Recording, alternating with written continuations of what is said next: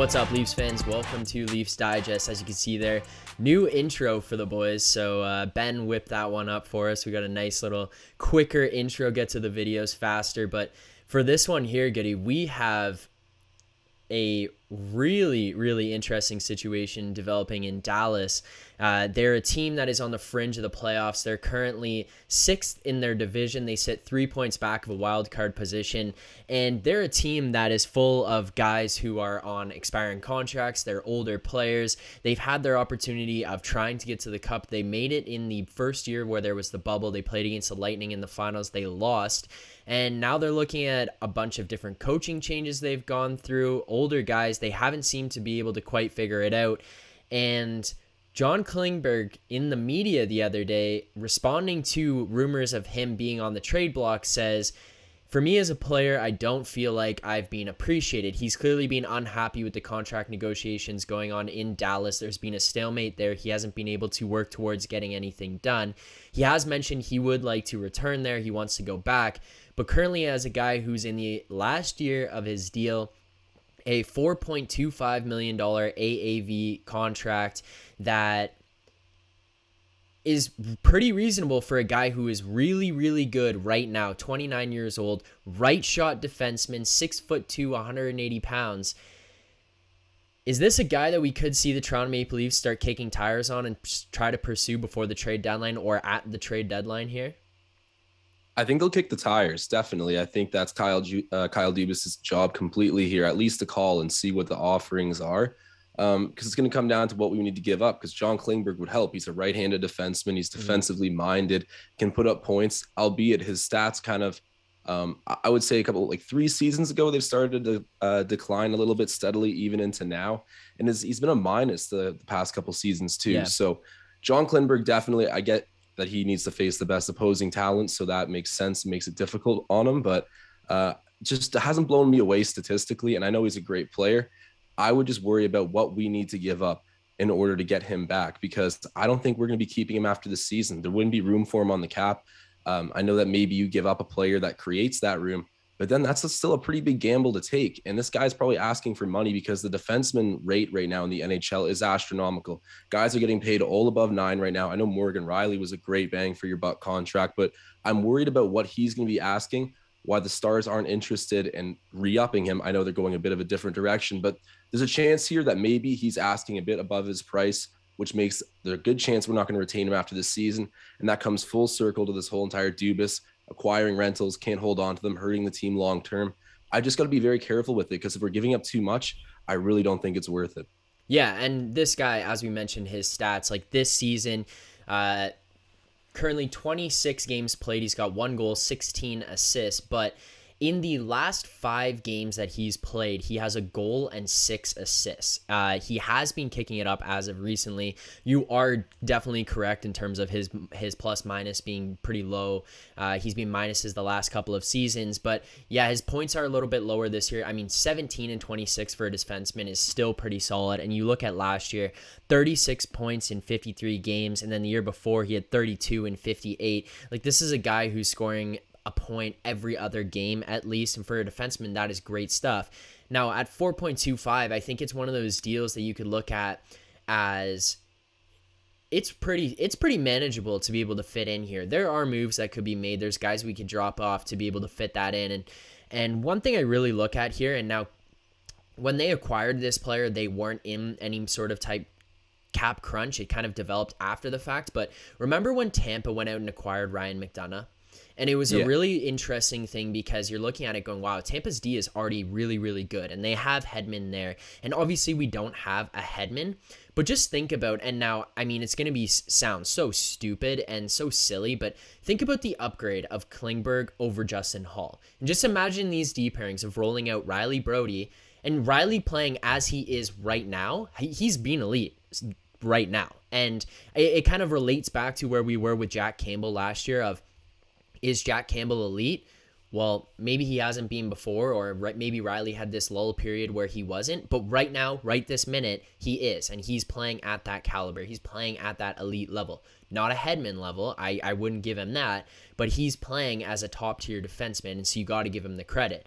Now, if you throw out a lineup of Riley Brody followed by Muzzin Klingberg, Sandin Liljegren or Sandin Dermott, whatever, Sandin's going to be the guy that gets in there, you're looking at a really, really solid, really upgraded defensive core there. Like, you plug in Klingberg into that, even if you have to move on from a Dermott or you have to move on from Liljegren in that package, but you look at adding Klingberg in there, that is a significant upgrade to this Leafs defensive core over a guy like Justin Holl, who's in there already. Right shot defenseman, he just fits into what the Leafs are looking for. Oh, no doubt, no doubt. If it's an appropriate deal, you go ahead and take it. But I'm just fixated on that asking price because I think it starts at Liljegren and maybe ends up being as high as Sandin, depending on what other teams are offering. It might be eye for an eye here. We're getting a high impact player, exactly what we need, and it would help us out tons. But I also do look at the possible situation where we don't win a cup, or maybe we even do, who knows? And then it comes to the off season and we got to go to the negotiations table with him and try to retain him.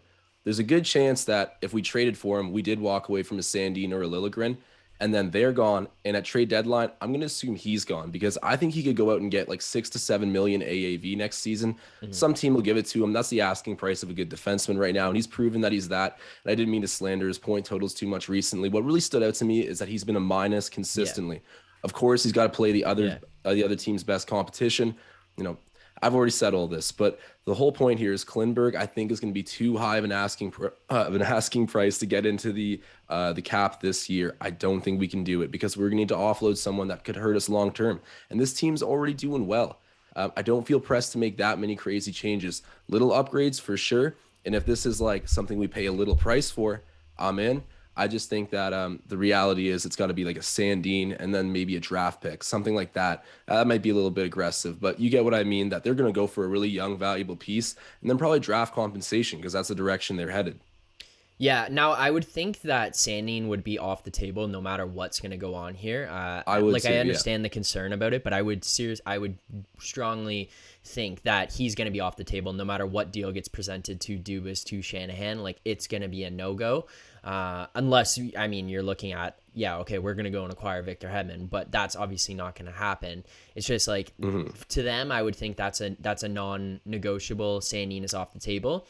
Now, here's a player. If there was some term, though, if there was term on that contract, I think you could make an argument for it. Like, I love Sandin, but if you could get 2 years out of Klingberg, then it becomes like a situation even I would think about. And I'm a big fan of Sandin, but yeah, I agree. At this rate, Sandin shouldn't be touched.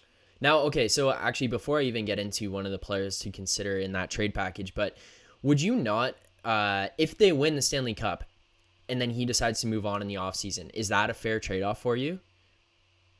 I think it is. I think it is for sure. You just got to consider that now you're running it back without one of your young prospects and him. I'm just saying, like, it's a fair trade. Believe me, I've been talking about the Raptors for the past 3 years and how they made a deal with the devil, but I'm going to stand by it. Even when we were in Tampa last season, couldn't win at all.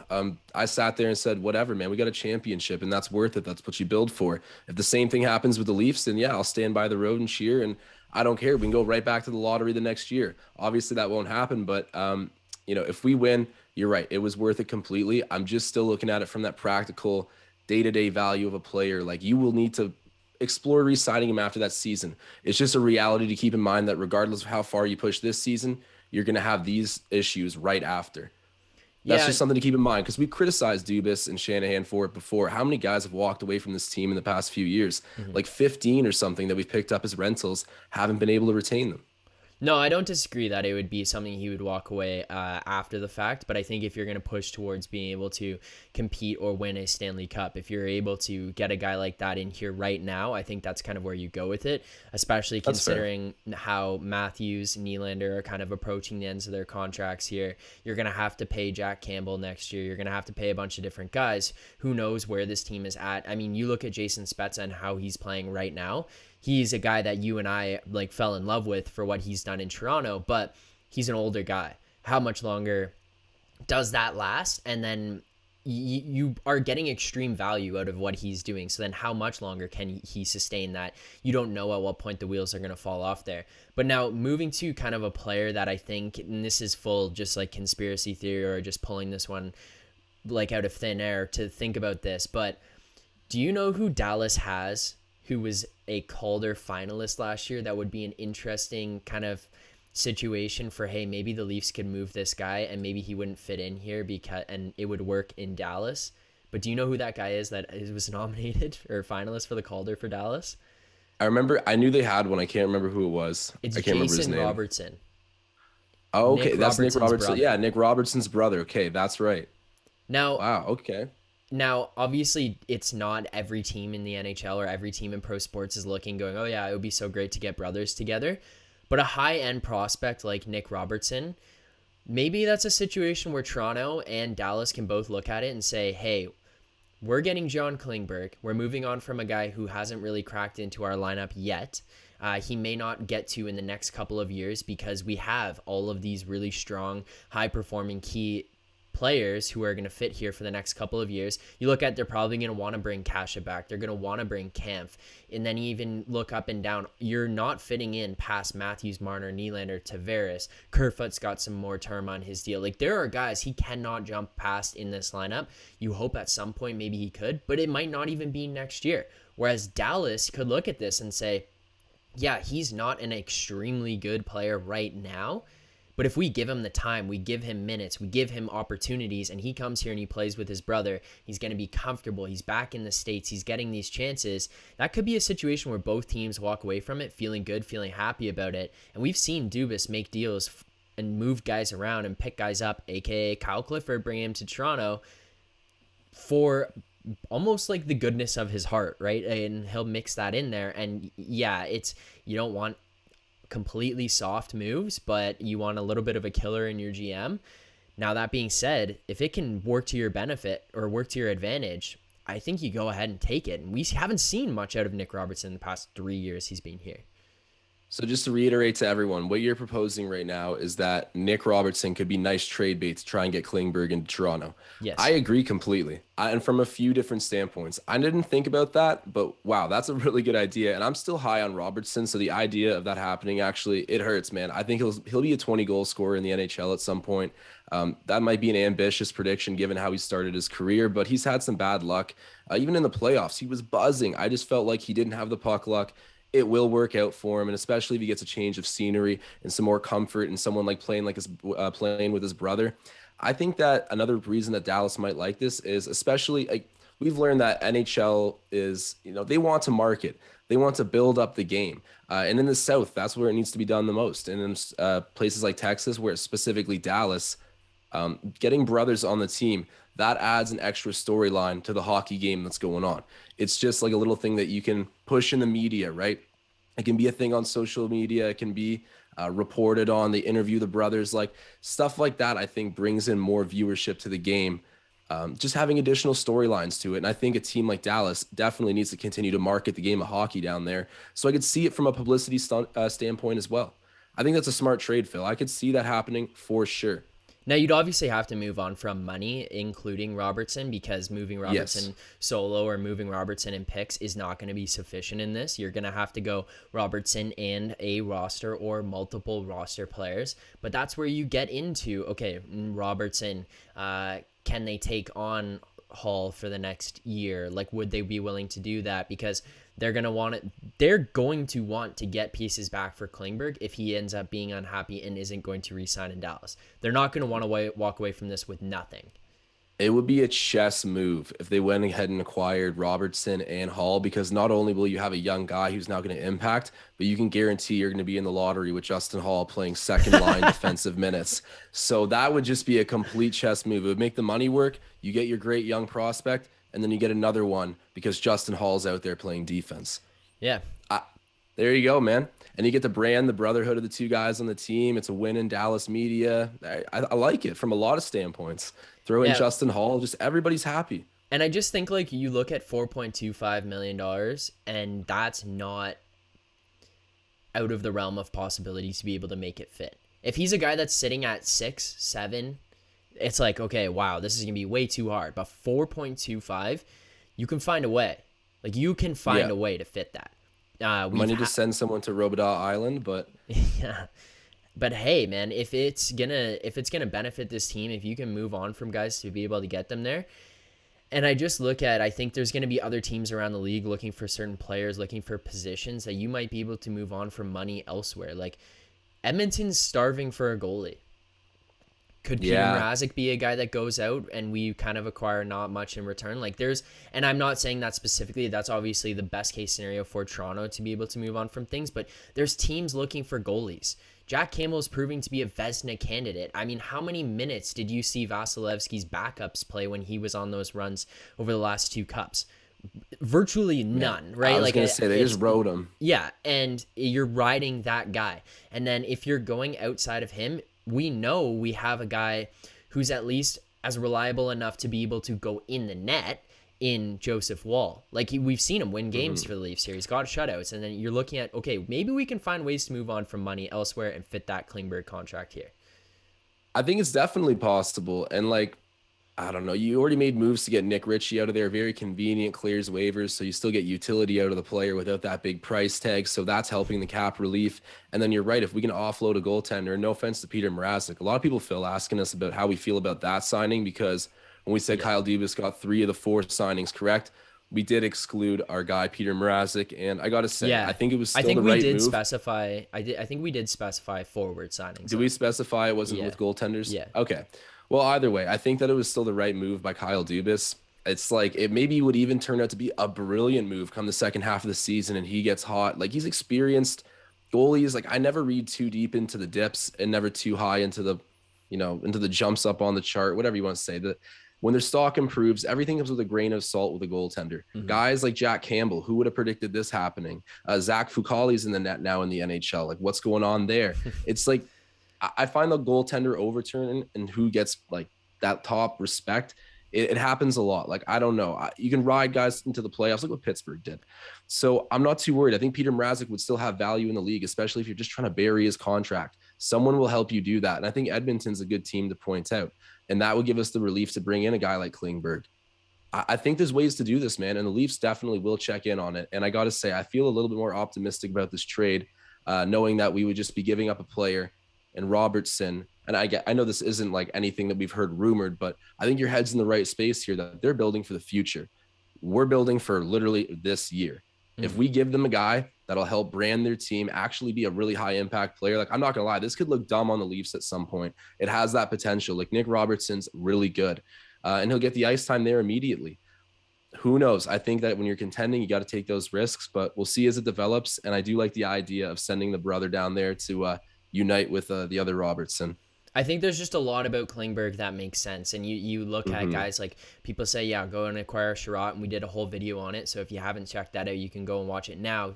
But talking about Sherratt to come here, yes, the physicality and stuff kind of makes sense, sure. But the whole aspect of like, what else does he bring, you don't really know. The best way I can look at it is Tampa getting McDonough, because McDonough isn't a like knock your socks off, he's gonna beat the hell out of you in the corner kind of guy, and he's not a coast to coast like score a goal at will kind of guy either, but he's a happy medium of a big guy who plays strong hockey. You can kill penalties, he can play the power play.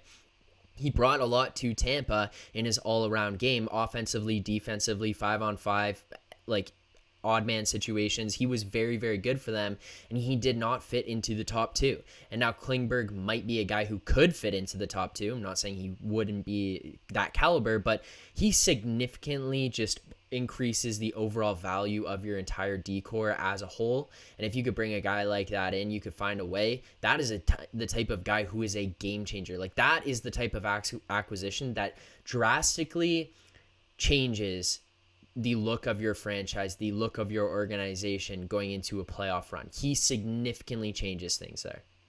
Yeah, and I think it'd be a disservice to not give him second pairing minutes. Like, you're going to want him out there, barring, I don't know, maybe he doesn't play up to it, knock on wood if it happens.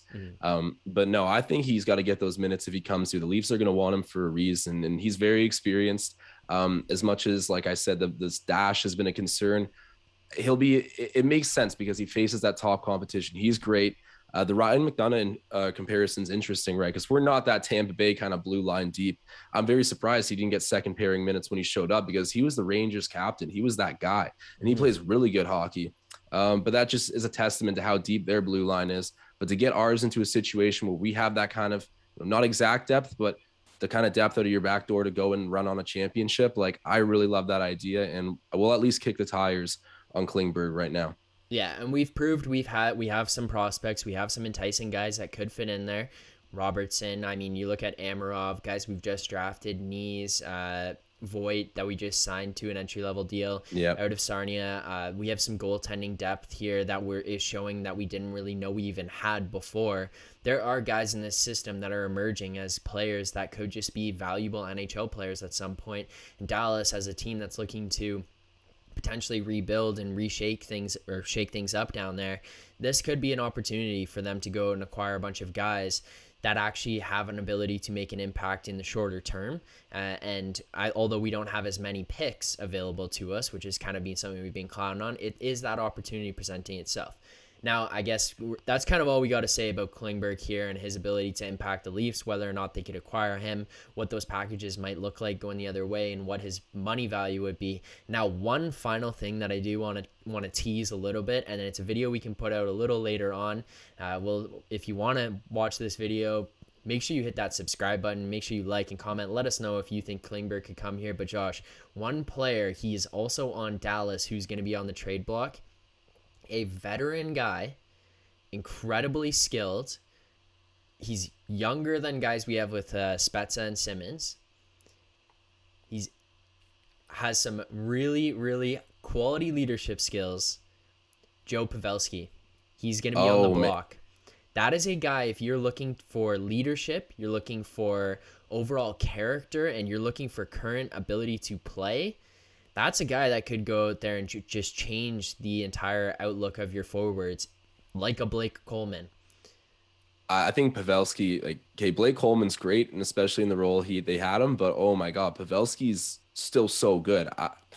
That's one of those ones, of course, he's going to be offloaded somewhere, but I wonder what you're giving up. Hypothetically, we'll break it down more, but that is a cool idea. Imagine the Leafs with him in the lineup. That's just crazy. If you look at the Leafs roster over the past few years and people that have suited up from Jumbo to Marlowe, I know I'm pointing out all the Sharks guys, but we've just had a crazy group come through. Even back to when Kessel left, everyone since then, we've just had some decorated hockey names in the city. So who knows? It'd be cool to get the third, I guess the third guy out there from those really good San Jose teams, but that'd be a big time price tag. Yeah, it would be the final of the trifecta, but he would also be the final a Infinity player. Stone.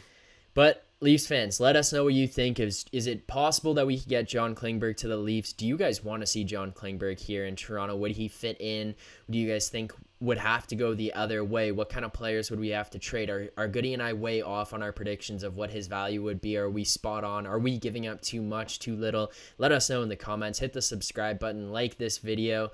Give us some feedback, what you think about this one. And Leafs fans, we'll continue to pick the carcass of the Dallas Stars here. Josh and I are just going to absolutely shred them apart and just have our way with which players we think could be fits here in Toronto. So Leafs fans, let us know what you think in the comments below. Keep believing. Signing off.